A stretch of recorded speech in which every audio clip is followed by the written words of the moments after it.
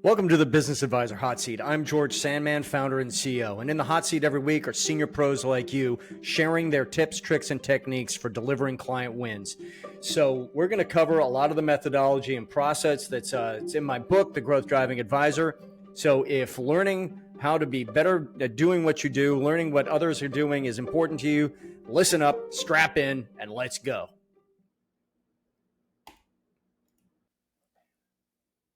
Well, welcome, ladies and gentlemen. And this week here in the hot seat, we have Brad Eure and Clay Eure of Eure Consulting. I'm excited for Charlottesville, Virginia. Actually, we have some other people in the network in your neck of the woods in the community. Welcome. And rather than me try to describe why you do what you do, why clients hire you, I'm going to turn the mic over to you and welcome. Thank you very much for being on the show.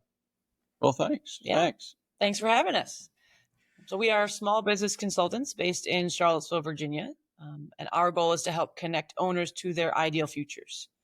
And most of that looks like helping them get more value out of their company and helping it run more effectively without them being the hub of the wheel, the one pushing all the buttons and answering all the calls and sending all the emails. And we've learned how to do that because Brad had his own experience in small business, ran small business radio station here in Charlottesville for 30 some years. And I'll let you take it from there, Brad. I'm looking forward to hearing. So I was that guy, the guy that we try to coach, who was the bottleneck, there in the morning first, last one to leave, had to be the smartest guy in the room, have all the answers. And I read Michael Gerber's Entrepreneurial Myth book, and in the entry or first part of the book, he says, you don't own a business to be the hub of the wheel. And I got this all wrong. So I followed, Michael had a system at the time. I don't know if he still does or not. That was really the precursor to scaling and traction. Yeah. Really had it all laid out, made it easy for people to follow. I set about doing those things so I could stop being the hub of the wheel, and it worked. I mean, I put my primary aim out there, shared it with the company. We reached all our goals, was able to take vacations, and had no intent on selling. The business was doing great. Our cash flow was wonderful. And I was on the board of the National Association of Broadcasters at the time. And every meeting, this guy from Detroit would say, hey, sell me your station. And I'd just do it, ignore him. And after a while, and kind of seeing what was happening to radio. At the time, they were fighting XM and Sirius merger, and the real competition wasn't, and still isn't, XM and Sirius. They take listeners, yes, but it's really the internet. So, you now have a radio station on your phone. So they didn't really see that coming or were ignoring it, and I kind of saw the loss of delivery. The monopoly was going to be gone. So finally, I said, okay, sure, I'll sell it to you. Let me know. So he followed up, and we ended up selling for 14 times EBITDA, which for a market the size of Charlottesville, I don't think will ever be repeated.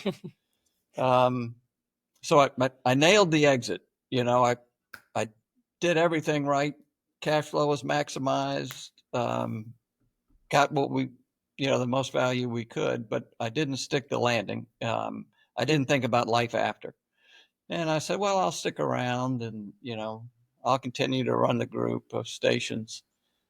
And I didn't like that. So we closed in April, and by October I was gone. It wasn't my baby. I guess I'd just like to be an entrepreneur and be in charge. So I kind of drifted for a while. Clay came up a name for me at that time. She called me a Dommy. It was a mix of a dad and a mom. And a stay-at-home dad, basically. Yeah. Which for some reason wasn't very fulfilling for him. No, I didn't like that either. Well, eventually decided, hey, let me share what I've learned, and started the consulting business. And I would call it by the seat of my pants. That's how I did it. I'd work with the CEO and help them understand what they're doing right, what they're doing wrong, what they can do better. Stop, start, continue. Clay joined the company 2013. Yeah. 2013. And said, you're all over the place. Let's get some process to this so that it makes it easier for us to repeat what we're doing. So I'll let her tell you about what she's developed. but that's where we are today. So continue to help business owners reach that end goal. Get better at doing what they do. I love that. Yes. Yeah. Yeah. Clay, so what'd you find and what'd you do?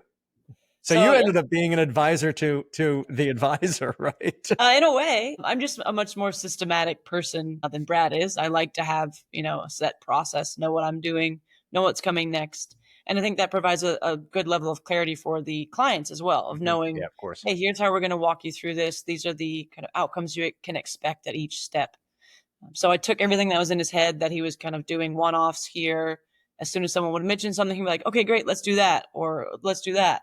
So I put it into a system that we call PSE, People, Strategy, Execution. Those are the three legs of every company stool, and all three need to be strong.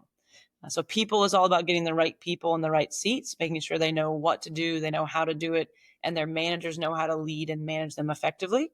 Yep. Strategy is all about clarity and alignment, making sure everyone's on the same page about who you are, what you do, why you do it, where you're going.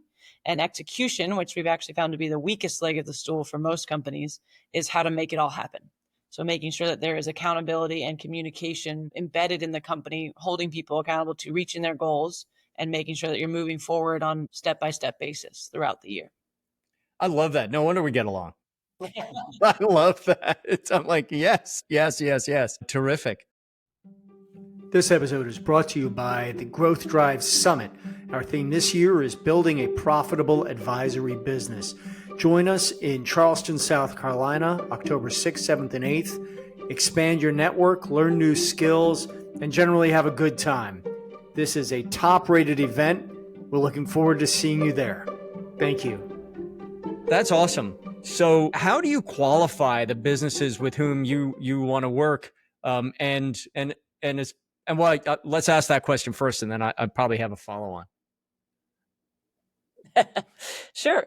So we try to work with companies that are between 20 and 200 employees. Okay. That are within driving distance of Charlottesville. We like to be able to be there in person to work with them on a quarterly basis. We do a full day with the leadership team. So I like to be there in person to make that happen. And in general, when we're speaking to CEOs and trying to understand whether we can help their organization, a lot of it comes down to their coachability and their growth mindset, if you will. Okay. We like to work with people who know that they don't know everything. There is more to learn, and who are eager to do what they need to do to get the company running more effectively. So I wouldn't say it's super quantitative, more qualitative. Yeah, it sounds like you're looking for vulnerability and commitment, right? Yeah.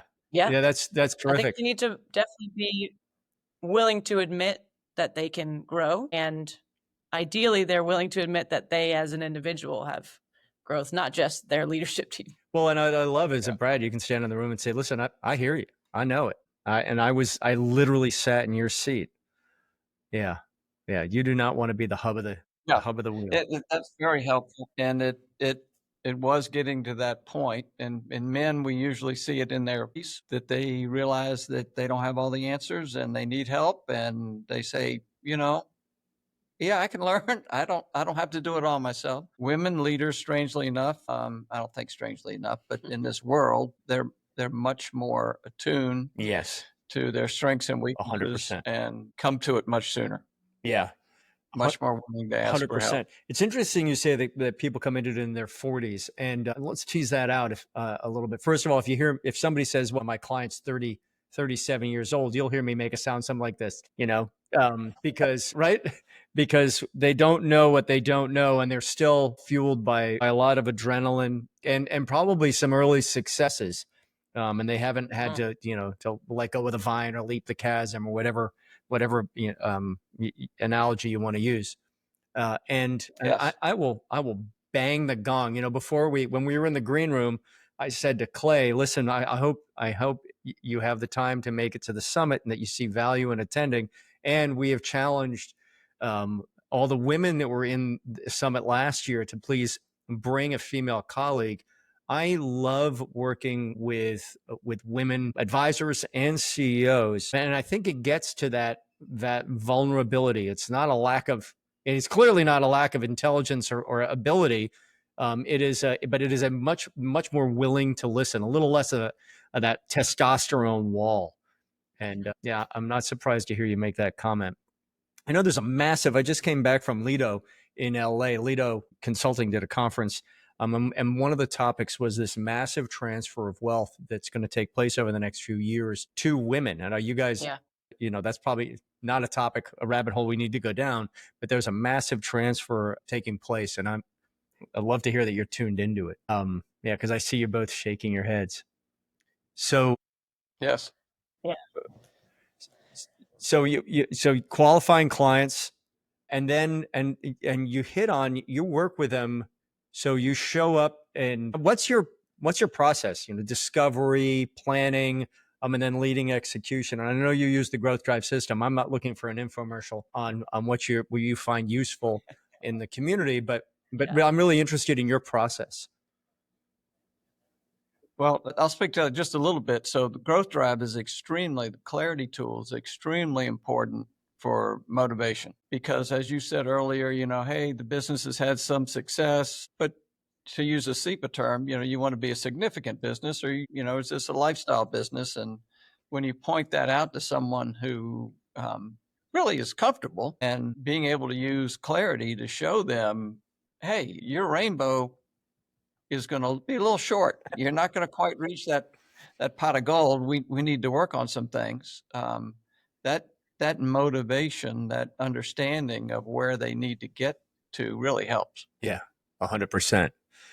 100%. Nothing like peeling off the scales and yeah, helping them understand it may feel good right now, but the Snyders are talking, EPI is talking, and I love it, about business of substance. Something you're going to hear me start talking about, that I've been working, playing around with in my mind, is the concept of an irresistible business.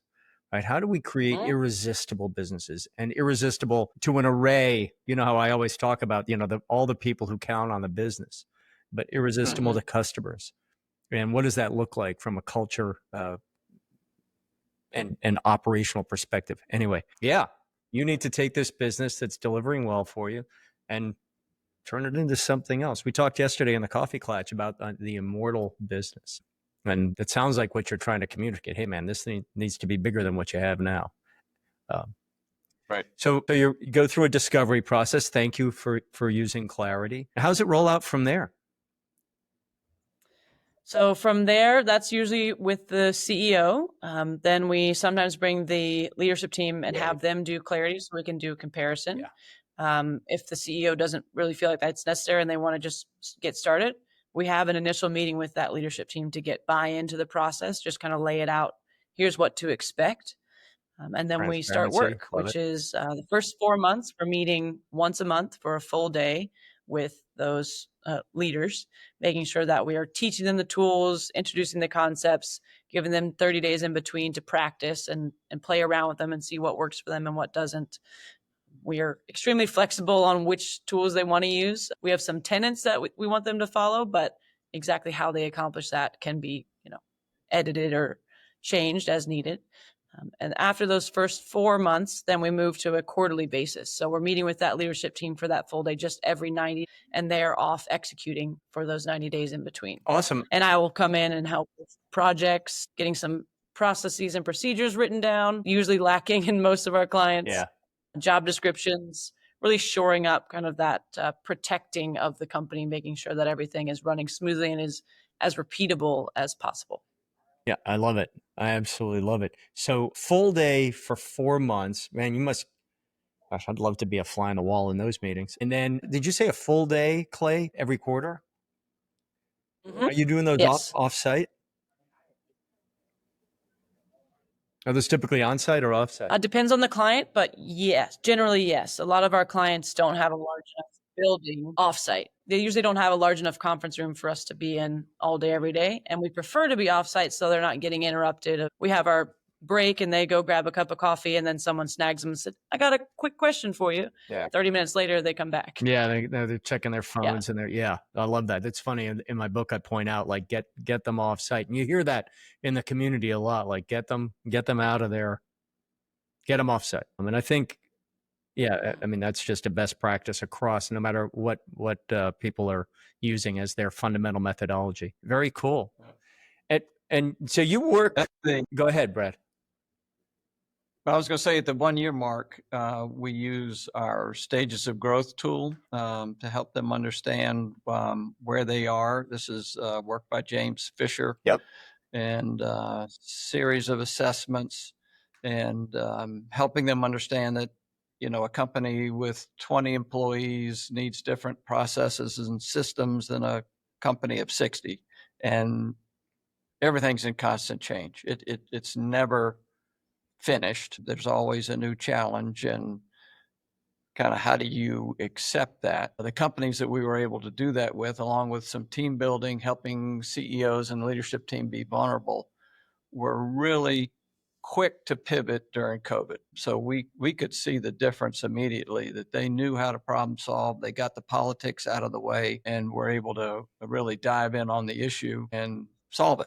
Man, that is a fantastic point. The data's in on that one. I thoroughly agree. Can we take that and talk about? We're experiencing some market uncertainty right now. How are you seeing that? Are you? I guess, and if you are, how is it that? What it sounds as though you're referring to as a resilient business. How are those businesses doing today? Well, when we get those leadership teams really focused on the primary aim or the unifying goal, BHAG, they're better able to have discussions about what is the best choice for the company. I love that. And that gets their egos out of the way, gets the politics out of the way, so they can just focus, okay, we have X amount of resources. We believe this is our largest problem. How are we all going to work towards solving that? So even with this uncertainty now, they're better able to create contingency plans. They're creating some shorter term plans of until we know exactly what the tariffs are going to be, let's push in this direction. And once we have more finality, then we can pivot if we need to. So they're, again, just better able to work through it as a team, as opposed to me trying to defend my domain and Brad trying to defend his. I love that. And I'm not surprised. Good for you, man. Your clients are lucky to have you. Brad, go ahead. So where we saw this rapid change the most was with a software as a service company called OpsGenie, and they were growing rapidly, doubling in size every year, revenue growth. Had a very practical owner. He had taken some money, some PE money, but he was very, very concerned with overspending, and he was able to fund his growth through operations, which was really phenomenal. But being able to help him understand where his team needed to be. If you could double again this year, this is the kind of leadership team you need. This person you're talking to doesn't have the chops. You don't have time to train them. You need to hire for this. He was really quick to go out and get the right financial brain power and as well as sales. And did extremely well. 3 years later, it was about a 10x he sold to Atlassian. He sold to Atlassian. Nice. Yeah. It was fun. It was fun to be involved in that and watch and help him get there. So an absolutely successful transition. Did he stay at the helm? Did he have an earnout? He had a little bump, so he was there for a year. Being the massive company that Atlassian is, didn't appreciate his function. I had a friend go how through he that. worked. Yeah. They were like, actually, you can stop coming in. Well, let's just keep paying you, but just don't come in. Yeah. That's right. Well, that's an interesting concept for clients to understand. It's like, and that gets back to my comment about the immortal business. Like, your business is going on to greater glory, and you're out of here. How is he doing? Are you still in contact with him? Yeah, I just messaged him on LinkedIn this week.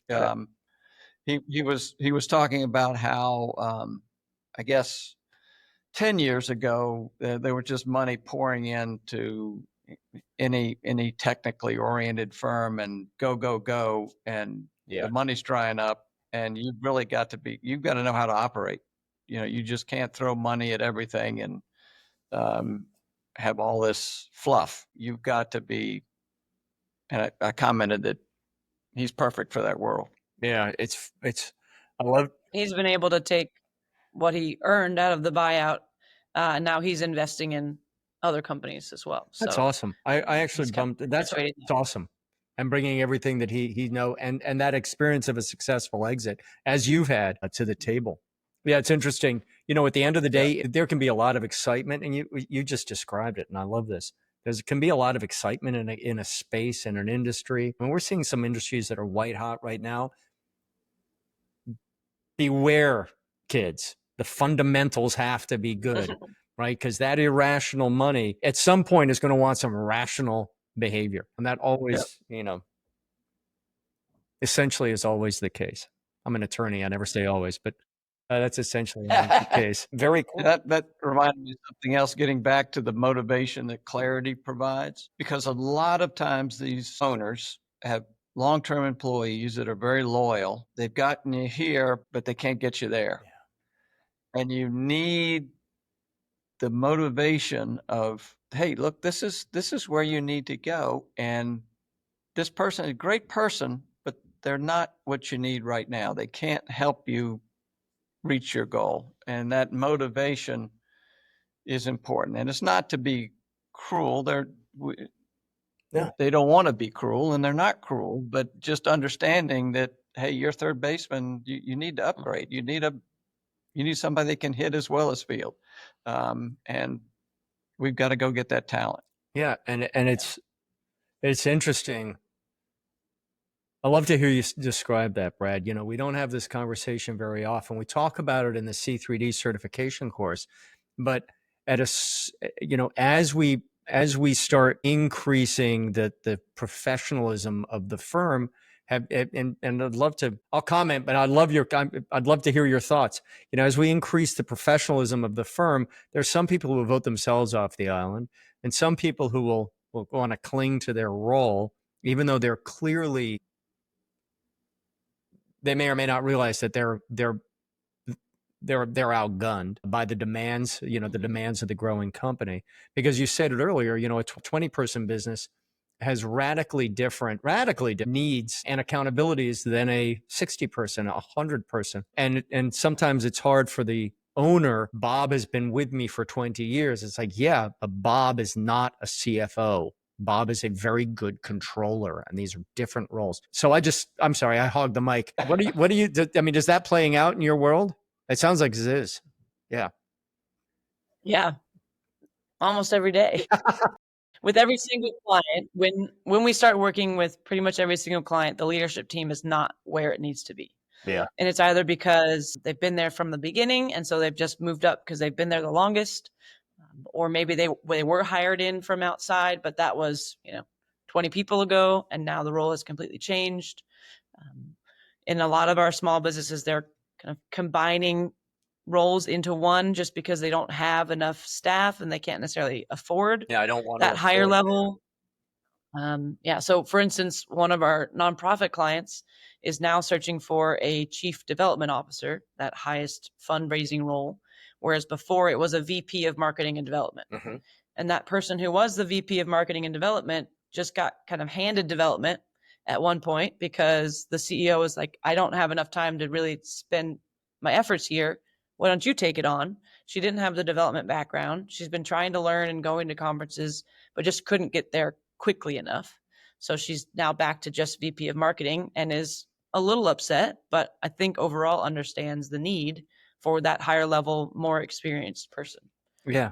And it's an interesting test of loyalty, and we have layers of loyalty, right? And at the end of the day, we all need to go home and sit at the kitchen table and let's sit at the kitchen table. So that's often the becomes the primary loyalty. Mm-hmm. Yeah, that's super interesting. I'm not surprised, and it's tough because as business owners, we're loyal to our people, right? And we tend to be, sometimes we're overly nice. I mean, do you see this play out? Like, well, Jan needed a promotion. She hadn't had a promotion. We gave her a raise, but she hadn't had a promotion. And so we made her the VP of development, and not really understanding that she was not the ideal person for the role. And now we've created maybe a worse problem, right? Yeah. Yeah. We also see that loyalty play out in terms of that person not really being a fit for their current role. So they get shifted into a slightly different role and they're not really Oh, a good yeah. fit for that. So they get shifted to a slightly different role. And they're just pushing the problem around instead of addressing it because they don't want to be mean or come across as mean. And they're not willing to hold someone accountable and just say, listen, I don't think you're the right fit for the company where we are today. Yeah. Well, and it's interesting. Do you guys, sort of a compound question, do you get your clients to start keeping score? And if you do, how does keeping score help this issue play out? Yes, we do keep score. We have every client create a dashboard that Love they're it. looking at on a weekly Love and a it. monthly Yeah. basis. And they're also creating rocks for that 90-day chunk. Yep. What are our biggest objectives to accomplish over the next 90 days? And they have weekly to-dos. So every weekly leadership team meeting, we come in and we say, did you do what you said you would do last week? Yes or no? I mean, we have seen people self-select out once they realize, oh, this isn't just a one-off thing and they're only going to ask me about it once and then forget.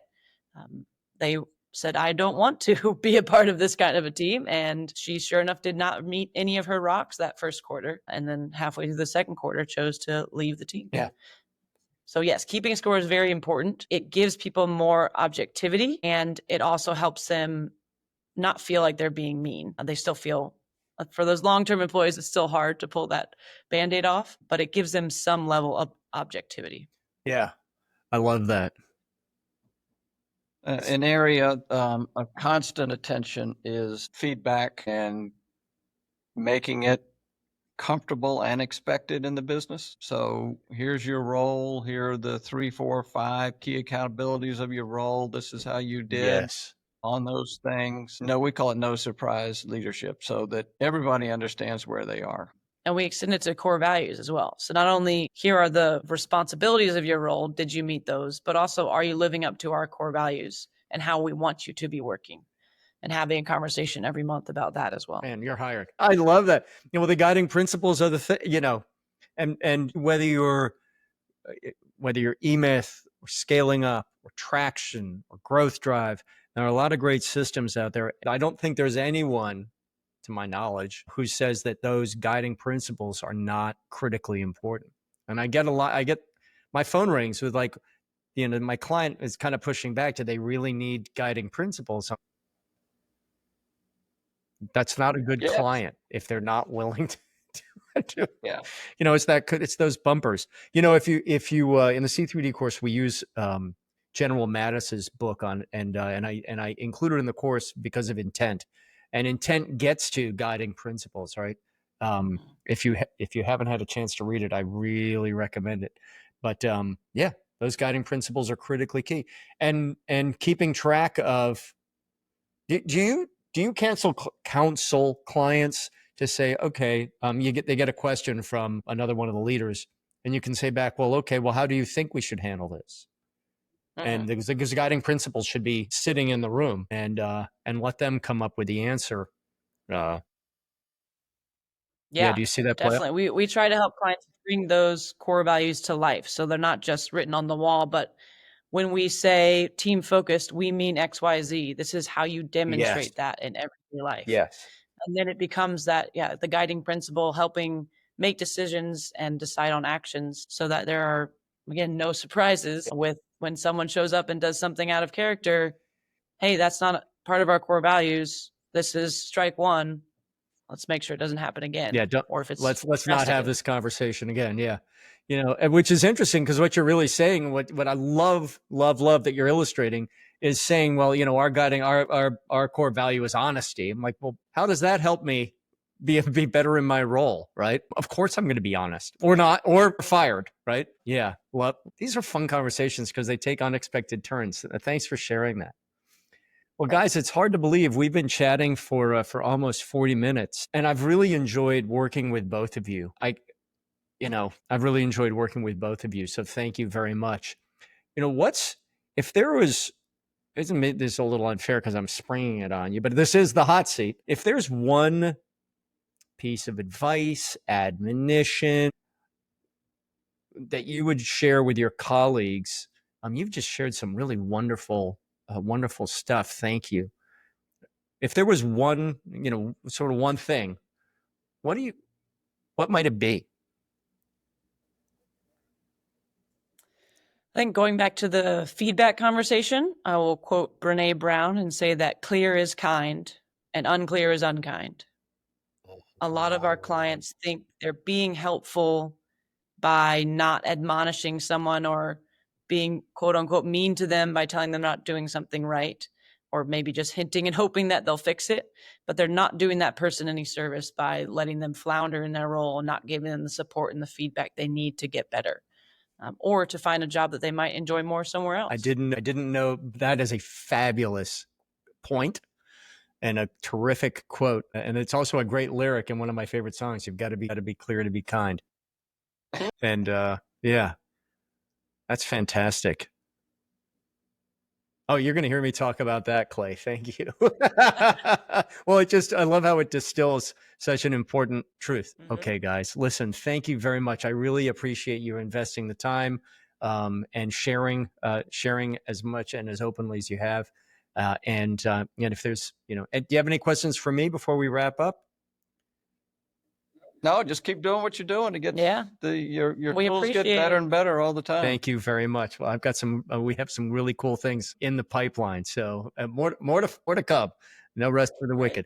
All right, guys, listen, thank you. Brad, Clay, a real pleasure. Thank you very much. It's a pleasure to work with you and to have you in the community. And I hope I'll see you on the Coffee Klatch next week. And thanks. So, ladies and gentlemen, thank you very much for tuning in. We'll talk soon. This week's episode is brought to you by Growth Drive and the C3D certification.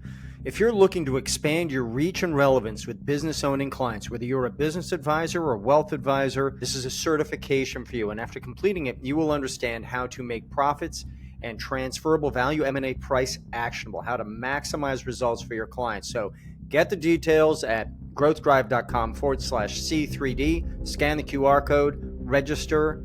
Listen, this is the path to building a thriving advisory business based on delivering client wins.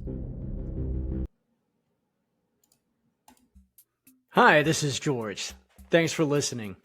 If you like what you heard, you can subscribe, like, and please take 2 seconds to leave a review. It tells the world that you like what we're doing, and it helps us understand how we can improve the show.